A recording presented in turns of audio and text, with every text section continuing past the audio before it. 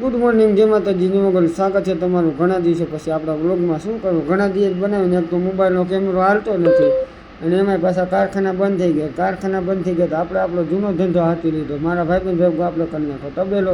તો રોજ સવારે ગાય ઉચારવા વહી ગયા ને ગાય ઉચારીને આવીને પછી એકાદ બે ફેરા હોય તો કરીને ઘરે હોય.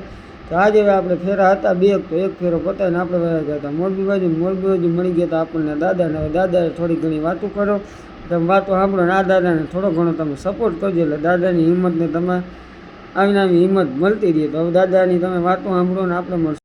દાદાએ થોડીક વાતો હોય ત્યાં એક ભાઈ આવી ગયા ખમણ દેવા. દાદાને જમવાનું પડી ગયું ચકલા. દાદા આજ તો તમારા પંખીડા જલસા પડી જવાના.